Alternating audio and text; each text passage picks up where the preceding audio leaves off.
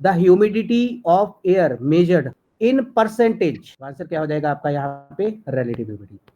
The quality of water in particular volume, तो इसका answer क्या हो जाएगा आपका एब्सोल्यूट ह्यूमिडिटी। नेक्स्ट है आपका 13th, the mass of water vapour divided by the mass of dry ice of the volume, same वही चीज आ गई। आपका क्या पूछा हुआ है यहाँ पे, मास किस में होता है, मास की यूनिट क्या होती है आपके ग्राम, और यहाँ पे एयर का वॉल्यूम वी। तो अभी हमने मीटर पिछले क्वेश्चन में क्या किया था, ग्राम पर मीटर पर क्यूब। Metre cube.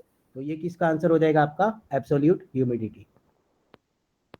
नेक्स्ट आ जाएगा आपका humidity is a result of, humidity का रीजन मतलब किसका रिजल्ट है, आपका इवेपोरेशन होगा तो ये जो वाटर वेपर्स होंगे वो आपके अगर एटमॉस्फेयर में सस्पेंडेड हो जाएंगे तो इसको क्या बोलेंगे हम, ह्यूमिडिटी बोलेंगे। लेकिन ह्यूमिडिटी होता किसका रिजल्ट है वो पूछा हुआ है, तो वो हो जाएगा आपका इवेपोरेशन से। तो इसका आंसर आ जाएगा ए। नेक्स्ट 15th, तो इसका आंसर आ जाएगा आपका ए, टेम्परेचर इन्वर्जन, तो इसका आंसर बी। नेक्स्ट है आपका the seasonal reversal of wind is the typical characteristics of, तो इसका आंसर क्या हो जाएगा आपका सी।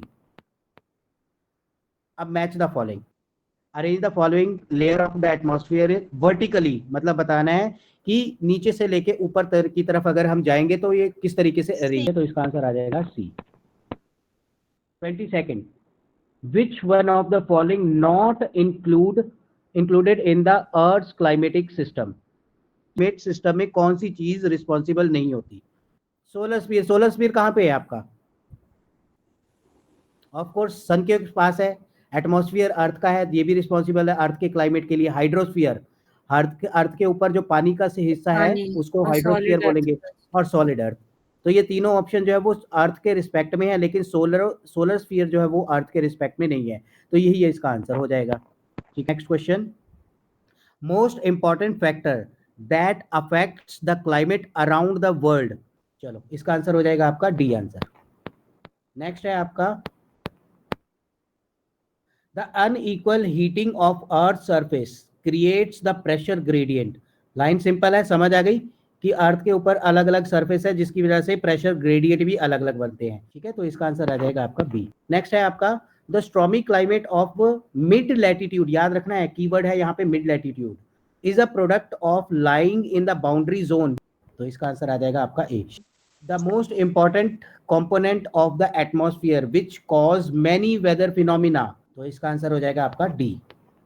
नेक्स्ट है आपका the tropopause occur at the equator eight height of, यहाँ पे आपका ये पोल्स के ऊपर आपकी जो ट्रोपोस्फियर वेरी करता है और यहाँ पे क्या है आपका इक्वेटर की तरफ। ठीक है, इससे बियॉन्ड नहीं जाता, याद रखना मैंने यहाँ पे आपको लिखवाया भी था कि इसके बियॉन्ड नहीं जाता है आपका ट्रोपोस्फियर। तो अगर आप आंसर लगाने वाले थे 20, ठीक है ना, तो ये आंसर गलत हो जाता, क्योंकि 20 जो है वो 18 किलोमीटर से बियॉन्ड चला जाता है, बाहर चला जाता है रेंज में। लेकिन अगर हम 17 लगाए तो वो 18 किलोमीटर से पिछली वाली रेंज में, इसी रेंज में है। तो आंसर लॉजिकली क्या होना चाहिए फिर यहाँ पे सी आंसर। अगला है the lines of maps which joins the place having the same rainfall, तो ए आंसर आ जाएगा इसका। नेक्स्ट आपका which one of the following is not an element of weather, जो आपके वेदर का मौसम का एलिमेंट नहीं है उसको आइडेंटिफाई करो, देखा, तो इसका आंसर हो जाएगा सी। उसके बाद 33 का क्या हो जाए, ओजोन होल कहाँ पे पाया जाता है, ये आंसर आ जाएगा आपका डी, एंटार्क्टिका में पाया गया था ये। The atmospheric layer closest, simple है, ये तो बच्चों वाला क्वेश्चन है, ट्रोपोस्फियर इज द आंसर। ठीक है, उसके बाद है next which one of the following weather condition indicates the sudden fall in the barometer, तो इसका आंसर क्या हो जाएगा आपका A, stormy weather. The albedo of which of one of the following, मतलब sorry, the albedo of which one of following is the highest, किसका सबसे ज्यादा हाईएस्ट एल्बिडो होगा, तो A is the right answer, cirrus cloud. Next है an instrument that measure the air pressure, simple अभी किया हमने, बैरोमीटर। हाँ जी, बैरोमीटर। बैरोमीटर। उसके बाद है आपका the climate change results in the rise in temperature में बेनिफिट, बहुत ही इंपॉर्टेंट क्वेश्चन, रशिया यही चाहता है।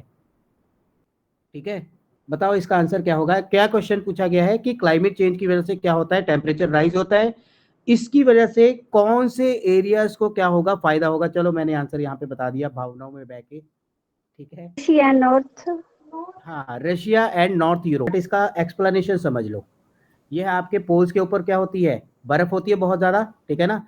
आपके साउथ वाले एक हेमिस्फीयर में कोई यहाँ पे कॉन्टिनेंटल है, यहाँ पे मोस्टली आपके ओशियन है ना, यहाँ पे कोई कंट्री इतनी इंपॉर्टेंट नहीं पाई जाती, मोस्टली यहाँ पे आपकी ऑस्ट्रेलिया कंट्री पाई जाएगी। लेकिन अगर मैं बात करूँ नॉर्थ पोल की, तो यहाँ पे आपका आपका यूरेशिया भी है, ठीक है ना, मतलब रशिया और यूरोप भी है, और उसके बाद यहाँ पे अलास्का वगैरह भी है, ठीक है। तो ये पूरा का पूरा आर्कटिक सर्कल वाला ऊपर वाला हिस्सा। अब मुझे एक चीज बताओ, रशिया को अगर ट्रेड करना होता है तो ये क्या बर्फ के ऊपर से निकल के यहाँ पे आएगा? नहीं, ये कैसे आता है, आपका लैंड वाले एरिया से आके फिर उसके बाद ट्रेड करता है नीचे वाली कंट्रीज के साथ। अगर ये बर्फ यहाँ पे पिघल गई तो आपको नहीं लगता यहाँ पे शिप्स वगैरह जो होती है उसको आने जाने के लिए बड़ा आसान रास्ता बन जाएगा, ठीक है, जो ट्रेड होगी। और मैंने आपको बताया था कि जो आपका वाटर वेज होता है वो बहुत ही ज्यादा चीपेस्ट वे होता है आपका ट्रांसपोर्टेशन का, याद है?